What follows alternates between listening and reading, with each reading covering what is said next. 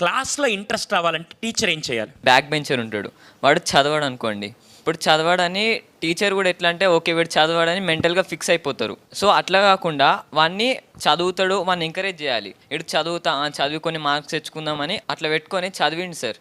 చదివేసి 10 marks 15 marks అట్లా maximum score చేసిండు. మొత్తం వాడుకున్న మైండ్ మొత్తం వాడి ఒక సబ్జెక్ట్లో స్కోర్ చేసిండు. అప్పుడు టీచర్ క్వశ్చన్ ఏంటంటే వీడు నిజంగా చదివిండా లేకుంటే స్లిప్పులు పెట్టి రాసిండా అని టీచర్ క్వశ్చన్. ఆ క్వశ్చన్ వచ్చినప్పుడు ఎట్లుంటుంది అంటే ఆ స్టూడెంట్ కనిపిస్తుంది. అంటే టీచర్ క్లాస్ మొత్తం అందరినీ ఆ స్టూడెంట్ని అడుగుతుంది, నువ్వు నిజంగానే చదివి రాసినావా లేకుంటే స్లిప్పులు పెట్టి రాసినావా అని. ఒకవేళ ఆ క్వశ్చన్ పేపర్లో ఉన్న క్వశ్చన్ అడిగింది అనుకో, ఆ టెన్షన్లో మనకి ఇక వాడు ఉన్నదే చదివిందా కష్టం మీద ఆడ ఆన్సర్ చెప్పలేదు అనుకో, క్లాస్ మొత్తం ఇట్లా పోయింది. ఇప్పుడు ఆ బ్యాక్ బెంచర్స్తో ఆడొక్కడే ఉంటాడు సార్, బ్యాక్ బెంచర్స్ ఇంకా నలుగురు ఉంటారు కదా, వాళ్ళకు కూడా అనిపిస్తుంది అమ్మో మనం చదివినాం ఇంకో మన కథ కూడా సేమ్ ఉంటుంది ఇలాగానే అని వాళ్ళు కూడా ఇక డ్రాప్ అవుట్ అయిపోతారు. అమ్మో మనం ఇక చదవద్దు ఏమొద్దు, ఇక చదివినాం ఒక లెక్క ఉంది, చదవకపోతే ఒక లెక్క ఉంది అంటారు. ఇక ఇదొక డిఫరెంట్ వ్యాలిడ్ పాయింట్.